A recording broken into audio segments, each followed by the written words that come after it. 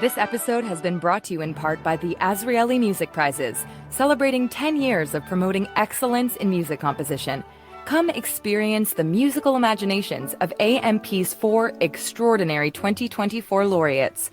The Orchestre Symphonique de Montréal Chorus and Maestro Andrew McGill give the world premiere of their prize-winning works for the AMP Gala concert on October 28th at Maison Symphonique in Montreal.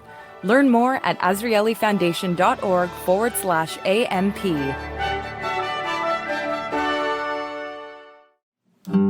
As a comedian, you notice when people are at ease or when there's tension. And for sure, mentioning I'm Jewish creates more tension. Hello, bonjour, shalom, and welcome to Culturally Jewish. I'm David Sklar. And I'm Ilana Zackon. On this week's episode, we chat with comedian Jacob Samuel on his upcoming comedy show at the 24th Annual Chutzpah Festival in Vancouver.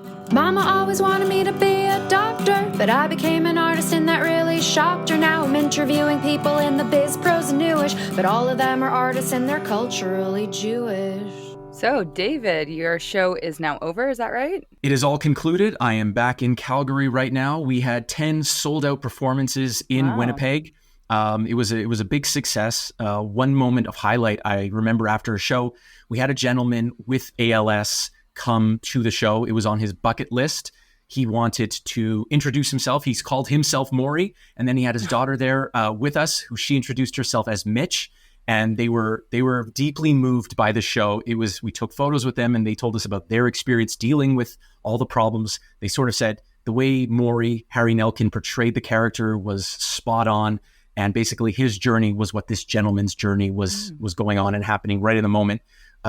We ended up raising $5,000 for the ALS Society of Manitoba. After every night, we just encouraged people to donate. So not only was the show a success and I had a great experience, it was, I think, a success for the community and for the ALS Society in town as well. That's so lovely.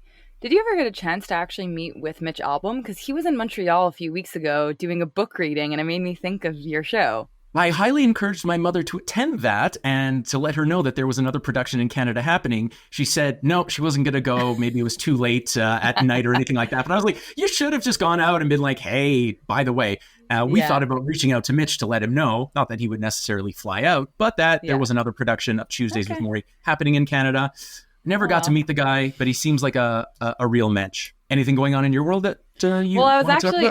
At first, I was thinking, I have nothing going on. But then I remembered I just started taking this class at the Jewish Museum of Montreal, Introduction to Yiddish. Oh. Was ist dein Nomen is a phrase that is now part of my vocabulary. It's only been 2 classes. It's like, was ist dein Nomen? My Nomen es Ilana. And, like very intro.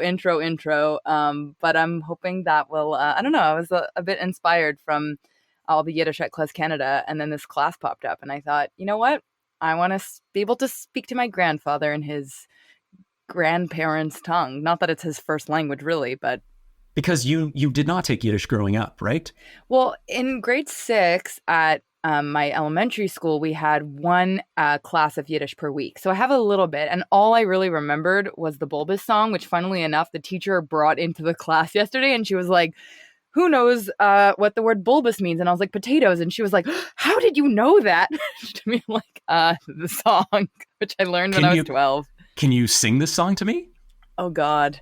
The funny thing is I realized I'd remembered half the words wrong. I know it's Montic bulbous, but then I don't remember all the days of the week off by heart yet. I have it all printed, but I do not have it on me. But it goes through all the days of the week. And it's Shabbos and a something, a bulbous kugele. That's all I remember. You're going to have to learn that song. It's like Monday, Tuesday, Wednesday, Thursday, Friday, potatoes. And then on Saturday, it's a potato kugel. It's like the silliest song ever. And I have memories when we were in grade 6. We thought it was the funniest thing. And our teacher would come into class and we would bombard him by singing it really, really loud. Because, when you're 12, you just think that the song about potatoes is the greatest thing ever created. So it did stick with me, but we'll see. I don't know if I'm going to be able to actually carry a proper conversation fluently after 12 weeks of this, once a week class, but it's something. I definitely want to hear it once you perfect that song. I think we'll have to get a recording of it. I want to know. We'll see.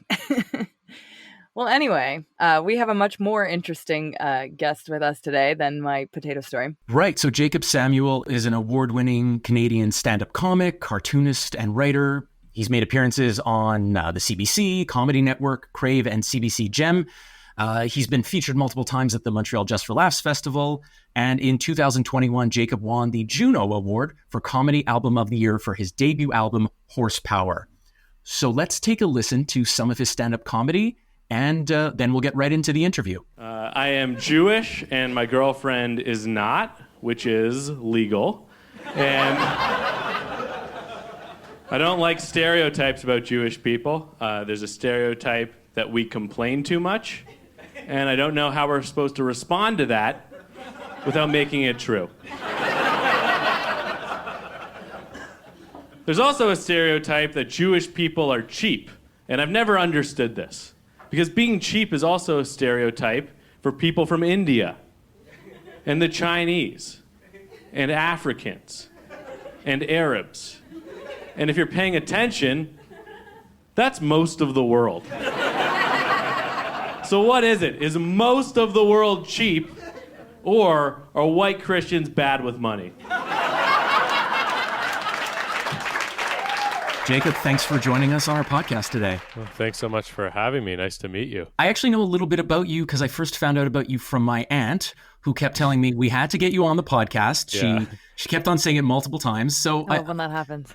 It's the story of my life. That's my whole career, is people being like, your mom, one of your parents is bothering me, or a friend of theirs. Then eventually, we realized years later that we actually did want to talk to you. We got to do our filters. We got to do our background checks first. Yeah. But how does it feel to be the sort of favorite mensch by Jewish aunts and moms across this country? It feels good. I've entered a new phase in my comedy career where you start noticing you're getting a different reaction from people. Initially, people want to check you out because they're very curious.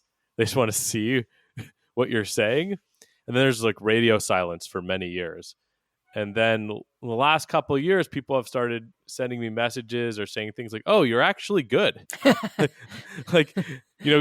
They're betraying their default assumption. Yeah. And so now I'm getting all these recommendations, which is very nice. But, I guess it also feels appropriate after 13 years of doing this. The grind. Wow. Yeah. Well, it seems like you've done pretty well for yourself. You have a Juno Award. You've been, Just for Laughs. How did you get into comedy? Were you always kind of like the class clown growing up? Tell us a bit of your backstory. I got in at the beginning how everyone else does, which is, you start going to open mics and you kind of work your way up in a local comedy scene. But going back even further, I wasn't the class clown. A lot of people who do stand-up, it's sort of a common misconception that it's the class clown, the very disruptive person.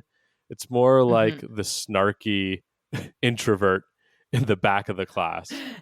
And you're like thinking the jokes in your head. I never, I always loved comedy growing up, but so like everyone, it seems like a lot of people do, and people are really funny when you're younger.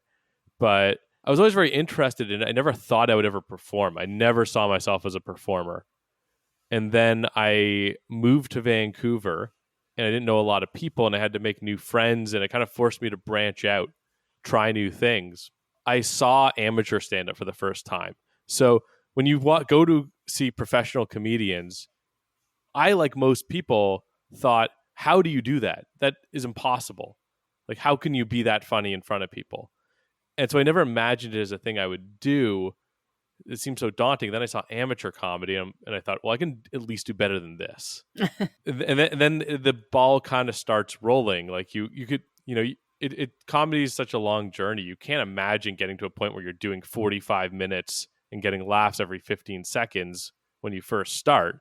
But you can, it's incremental. You imagine, oh, maybe I can get a few laughs, and then maybe I can get more frequent laughs, and you go for longer and longer. The short answer is that I wanted to do it, and I also wanted to impress a girl. And there we go. That's usually the answer. That's the real answer. Yeah, and that's how I initially did it. And and I'm still doing comedy, and I'm no longer talking to that girl. But you win some, you lose. Well, and I eventually met my wife doing stand up. So you said that you moved to Vancouver. Where are you from originally? I'm from Toronto originally. So David and I are from Montreal, and I actually lived in Vancouver for 5 or 6 years, and moved back during the pandemic. The Jewish communities in, Toronto, Vancouver, Montreal, and then especially these small towns are quite different. What's the biggest differences that you've observed when you've done shows in a lot of these places of like the Jewish reaction or performing in places where maybe there are no Jews? I think that the biggest difference in Vancouver versus Toronto and probably Montreal as well is that the Jewish community isn't really a big cultural presence in Vancouver, and a lot of people don't know Jews, and so you just get a different reaction when you bring up certain things you need to explain to the audience. They won't just get them. In front of a Jewish audience, certain jokes will work that won't work otherwise, but people in Vancouver really they don't know how to react to when you say anything Jewish. They kind of go to stunned, like we're not sure what any of this means. And so, do you have an example of that? Well, I mean, one of my classic jokes for my first album is I would say, I like the word Jew, I like saying it, and like, you should know that it's not offensive, like unless you're pointing. And like that's an example of like people in Vancouver, like we're not sure if you can call people that. Like that's so true. I've definitely observed that. Yeah, I mean, Vancouver is sort of unique audience-wise in a lot of places in Canada because people are very afraid of being judged by others here. And they're people are a bit like quiet and passive-aggressive. They're very just conscious. Passive-aggressive, interesting. That's not the word that I would use to well, describe maybe Vancouver. That's more on the street, but audiences are like discernibly sensitive in Vancouver in a way that maybe they aren't in other parts of the country. And then a lot of people they don't know a lot of Jewish people. And so when you bring it up, they're really unsure of how to react. And how do you approach that? I know you said that sometimes you have to explain things more. Like, do you purposely go in thinking, okay, this is my audience, I'm going to like change this joke, or I'm just going to take this joke out? Yeah. Well, I think about that. If I go on the road where there probably aren't very many Jewish people, then I might take out I'll think about what exactly I'm saying. I might bring it up later in the set too, because it's easier to sort of get people to like you and then talk about. It's not that people don't like Jewish people. They're just not sure how to react to you. But yeah, even now, I actually put it later on. If I bring it up, I put it on a bit later in the set. I mean, in the last year, things have also changed in a pretty profound way. Yeah, well, let's talk about what sort of changed in your routine. Obviously, in the past year, since October 7th, is there anything that you won't talk about regarding anti-Semitism or even Israel? I was trying to make jokes before a bit about anti-Semitism, but I'm also trying to grapple with that in my head about what that means now. And it's hard for me to make jokes about things that I'm trying to figure out. Interesting. Something has shifted for sure, and I don't have a definite answer on what exactly has shifted. And I wasn't talking about those things beforehand.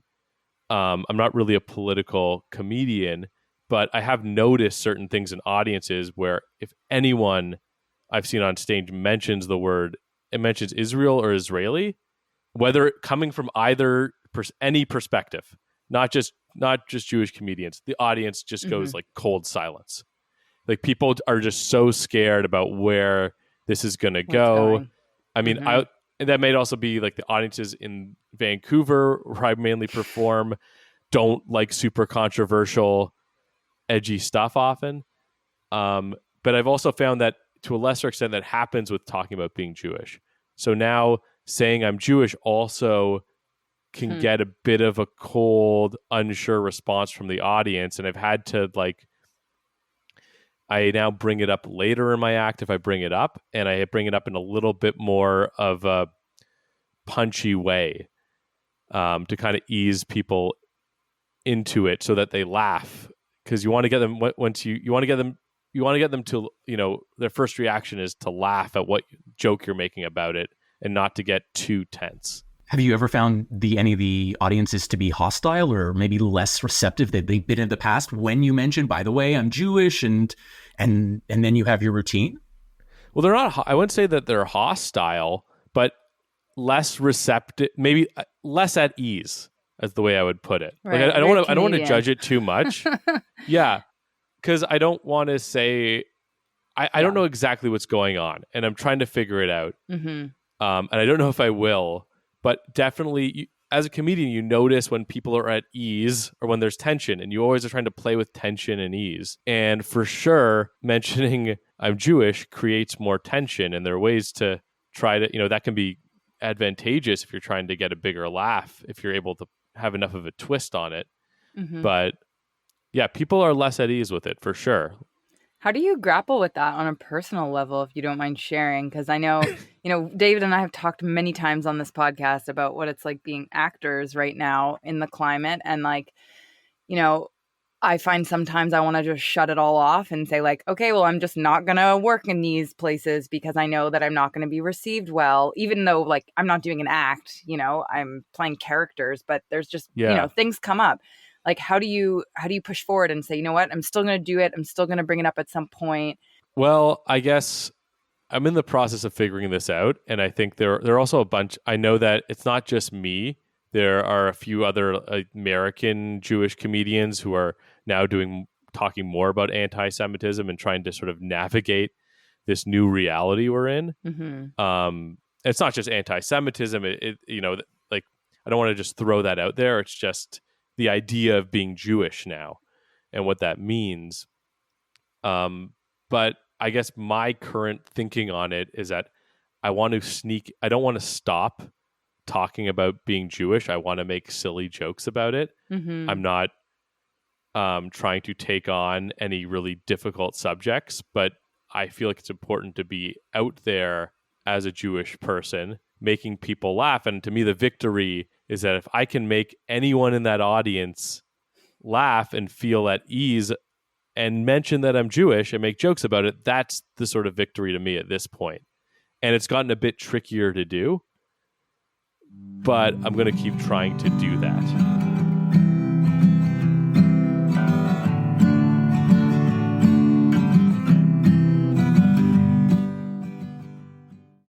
In Berlin, rumors are spreading. Holocaust victims, their bodies are just dug up. It's a shunda. But the truth is even more unnerving. Was your family in the Shoah? Dude looks like he was in the Shoah.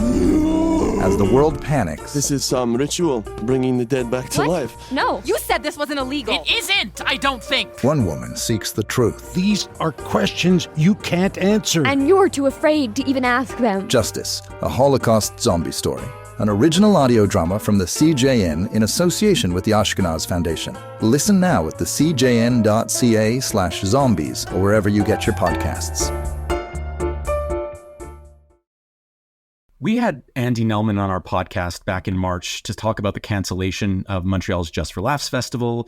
And we even discussed how in the era of Instagram and Twitter/X, international comedy festivals, they don't have the same pull that they maybe once had. Why travel to promote yourself when all you have to do is upload your videos to social media? And case in point, this is how I discovered you. I discovered you on Instagram. I want to know, what's the value of doing these festivals like the Chutzpah Festival or JFL when you can grow your brand all by yourself online? That's a good question. I mean, the industry has changed so much in the last few years. It's like it's turned upside down on its head since I started doing comedy. And what I now realize was like the end of the club system where you go to comedy clubs, you try to get on showcases, you try and get on these big festivals, you try and get on TV. I mean, I've been on Canadian TV 7 times and no one has ever come up to me. Maybe like a handful of people have said, I saw you on TV. Huh. A lot of people have said they saw me on Instagram. So that tells you about the relative impact. I don't know exactly what the value is of getting on these festivals. I mean, I think there are networking opportunity to meet other people in the industry. There's some legitimacy to being picked to go on them. Doing a TV taping is really good practice for being in like a high pressure situation where you have to deliver. And I mean, the Chutzpah Festival itself is a bit different. That's more of like a festival for the community. I mean, but it's also an opportunity for me. They're giving me an opportunity as well to completely do my own show for it. which is beneficial of itself, that I get to be the main event, the headliner, and I get to perform in a nice theater, which is something that I don't always get to do. Mm-hmm. You know, I wish I had a more definite answer for you on what these mean, but I don't think anyone in the industry knows anymore. Like things have, even managers and agents may purport to know, but things have changed so dramatically. If in the future these festivals will just crush and die because everyone is on social media discovering you have a big following and it'll continue to grow, that people are going to say, what's the point anymore? Why don't we just all watch you horrible. on our phones? I don't.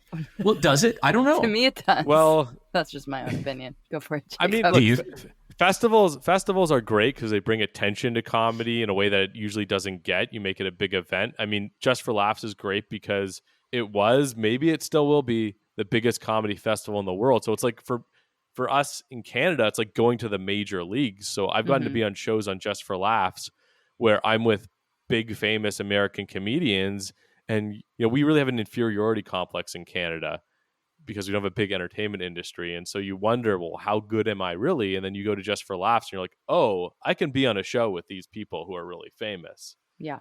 It does build your confidence in that way. But I mean, I have two answers to your question, which is a very Jewish way to answer, which is I have my answer as like what I think as an observer of the industry, and I have my answer as a comedian who still wants to be booked on Just for Laughs. Do you feel you're losing anything when you give out your your gold nuggets on Instagram for free too, right? Because now they're out there for the world. Why is someone going to pay then to go see you when, well, I get all this stuff for free to begin with? Well, I mean, so negative, right David. Why would anyone pay for you? That's the attitude that we all had initially with social media. We used to guard our material so carefully because, I want this to go down a TV taping. I don't want to put it out there and burn it, is what we would say. But, again, it's a bit of a trade-off. One, there's the allure. Having people come specifically to see you is a much more fun way to perform than for a random audience of who showed up that night. So you're trying to get to that. But also, I mean, the material I've put out is actually from my older stuff from my first album. And so I have a new act that I'm doing, and that I've put out a lot less. But I've also found that people will see the same joke over and over again and not even realize. Like I've had people message me at a year later when I posted the same joke being like, that was a great joke. And then a year later, they're like, that was a great joke. I'm like, yeah, look at the message history. You already saw this. Yeah, you had your first album, which is called Horsepower. Yeah. You are coming out with your second one. How different or similar is it to Horsepower? Well, I would say it's a similar style of humor, but it's maybe more mature themes in terms of how my life has progressed since my first album. You go from girlfriend jokes and maybe old jokes about when you were single to married jokes. Stuff about having a dog, and just, your perspective gets older. Like I have a joke which I might be cutting about how I've like fully transitioned now to being a boring adult because like I saw a music festival poster and I didn't recognize any of the bands on it at all. A lot of, comedy is about authenticity, and you have to be authentic to where you are in life. No one likes a comedian who's still trying to hold on to being cool, like the cool young guy who's actually 45. But you want to see the 45-year-old person who is talking about being 45. And so your show that you have coming up at the Chutzpah Festival, Big Talk, is that new material, some material from the new album? That's Tell us a bit about it. Yeah, so that's the material I've been working on since my old album. And so, the scariest thing for a comedian is you throw out your old material and then you go ahead with nothing. But that's how you grow and, develop more sophisticated or just new kinds of jokes. And so it's like with bands where, the expression where they say you get 10 years to make your first album and your second album's 10 months. It's sort of like that. So comedy, your first special, maybe you have 10 years. It's like you've been crafting it. It's a victory from when you started that first open mic and barely had anything. And now you have 45 minutes of just the best stuff you thought of in 10 years. And that's why a lot of comedians have really great first albums. The second album or second special is really tough because now you have to follow that up and you have less time. But I've been working towards this for, I think, the last 5 years now. And this whole show that I'm doing is going to be the next special. And I've been working on it pretty diligently for the last couple years. So what you're seeing is like almost the end product if you come to one of these shows. Like it's gotten really worked out. I'm tweaking and polishing like the final bits of it. And you have quite a few shows coming out. Do you want to tell us where we could see Big Talk across the country? Yeah, well, you can see it in Montreal on October 10th, in Ottawa on the 11th or 12th, and then in Toronto on the 13th. I do want to know, though, when you perform in Ottawa on the 11th of October, will you be fasting when you perform on Yom Kippur? Yeah, that's it. I didn't realize it was Yom Kippur during that day. Yeah, probably not. I haven't done that for a couple years. And then you can just make jokes about it for all the non-Jews, because all the Jews will be at Kol Nidre. I can't imagine you'll have a big Jewish turnout. Yeah, I probably won't be doing a lot of Jewish material those nights, I think. Safe to say. But unfortunately, I apologize to anyone who wanted to come, and it's the high holidays, because I did not realize when I was booking those shows, nor did the club owner, who is also Jewish. So there you not go. only my fault. But yeah, and then I'll be back in Vancouver at the Chutzpah Festival November 1st, and I'm recording my album on November 9th, and all those shows are sold out. But on the 10th, I'm also doing more recordings as well. Wow. So their tickets are for sale for all those shows. Some of them are actually selling quite fast. So if you want to come, I recommend getting your ticket soon, because if it does sell out, there is nothing I can do for you. Even if you're a special mom or a special aunt, there's nothing you can do. There's nothing I can do. It doesn't matter how special you are. As someone who's known me for a long time, there are fire codes, and we cannot literally cannot fit more people in. So, and if someone wants to get a ticket, where can they go to buy one? The best place to go is on my Instagram at @BYJacobSamuel. That's at @ByJacobSamuel, or on my Linktree, and there's a link to that on Instagram, or on my website, which is byjacobsamuel.com, and go to my Linktree, and then there's all the links to buy tickets to all the shows on there. Amazing. Well, Jacob, it's been a pleasure chatting with you on Culturally Jewish, and we hope to talk to you again soon. Okay, thanks a lot for having me.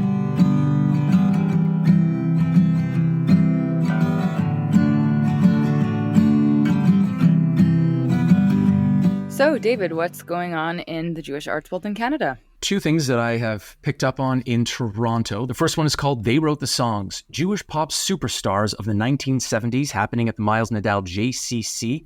There's going to be a guest speaker who is a pianist and musicologist, Jordan Clapman, who's going to talk about Bette Midler, Neil Diamond, Carly Simon's hip slinky style, and Barry Manilow. He's going to go through the list of all these very famous Jewish superstars who wrote the music and sort of redefined the 1970s. All throughout, it's online or in person, as I said, throughout October and even November. Very cool. I also have a music event happening in Toronto. I've actually seen this artist perform live, so I can vouch that she's incredible. Her name is Era Zoberi. She's a Toronto Jewish R&B and pop artist who has a Jewish Yemenite background. She has such a good voice. It's like really soulful. She writes all of her own stuff. In her bio, she said she was raised on Stevie Wonder and Amy Winehouse, and that kind of is reflected in her style. I saw, when I went to go see Lawrence, an amazing Jewish New York band, she was the opener in Toronto. So that's how I discovered her. She's going to be coming to the Koffler Center in downtown Toronto on October 19th. Be sure to check that out. Okay. And then back on my end on October 27th from 2 to 4, either virtual, in person at the Miles Nadal JCC, we have the 2024 Canadian Jewish Literary Awards Gala. You can hear local and international authors discussing their publications about important Jewish themes and subjects. It's going to happen at the Al Green Theater. And there will be a gala award ceremony followed by the very, very important dessert reception and book sale signing from 4 to 5. That sounds good. I'd go for the dessert. I'm kidding. Also, there is the Azrieli Music Prizes, which you may or may not have heard me advertise off the top of this episode if you are one who maybe skips ads like some people do. You can go back and listen to it again if you want the info. But I'm going to be there. Thank you so much to the Azrieli Music Prizes for inviting me. It's happening on Monday, October 28th at Maison Symphonique de Montréal. So lastly, in Montreal, there's been a program going on that's a collaboration between CLES Canada and L'Annex, the OMIT Center for Young Adults. Their series was called Culture Crazel, Culture Circle, which was a series of Jewish artistic and cultural workshops aimed at engaging the young adult community through Yiddish culture. So the program is coming to a close, and so they're having a big party that's going to incorporate all the themes that they touched on in this series, including food, music, art, dance, and storytelling. And that's going to take place on October 22nd at L'Annex here in Montreal. Ilana, I assume you're going to be in and around Montreal for the high holidays? I am. I'm going to be with my family for Rosh Hashanah and Yom Kippur, and then I'm going to Toronto for Sukkot. And you're staying in Calgary? No, I will be flying off for a bit of a European excursion trip. So I will be celebrating all the high holidays, maybe somewhere, I don't know, in the Mediterranean on a boat. I don't know. What? You know, that's okay. How one does these things, right? I will definitely try. Jealous. Well, no, I'm going to definitely try to find a synagogue somewhere on the north coast of Greece, maybe. What? That sounds so good. Well, have the best time. Thank you. And we'll check in with you all very soon. Shana Tova. Have a Shana Tova. New Year. And we will be back with more amazing Canadian Jewish content for you in the, what do you know what year it is in numbers? 5,765. There you go. Our producer is questioning that, but I believe that's correct. 5,765. I was actually impressed you could pull that out. Well, because it's always 1 year ahead of the Christian calendar of 2000. It's 2024, so that's 5,765 right now. All right. Well, on that note, our producer is still unsure about that and is Googling quickly to confirm that because I don't want to get that wrong either. So David was in fact wrong. It's 5785. Sorry, David. So happy 5785, everyone. Oh dear. And David, you should work on your math. I'm gonna have to brush up on my my Jewish calendar. This is very embarrassing. Shana Tova. Shana Tova, everyone.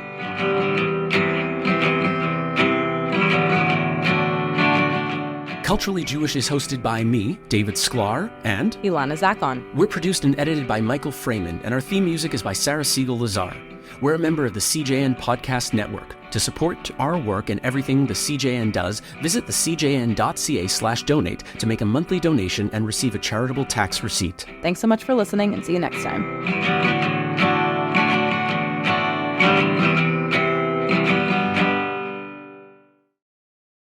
This is Flames of Freedom, a docudrama chronicling how 42 courageous Jews risked their lives in 1733 to cross the Atlantic Ocean, hoping to settle in the American colony of Georgia. They fled the Portuguese Inquisition, murderous pogroms of Eastern Europe, and anti-Semitism in England to build a better future with religious freedom and economic opportunity. Subscribe now to Flames of Freedom on your favorite podcast app to hear the full story of their courageous quest for religious freedom.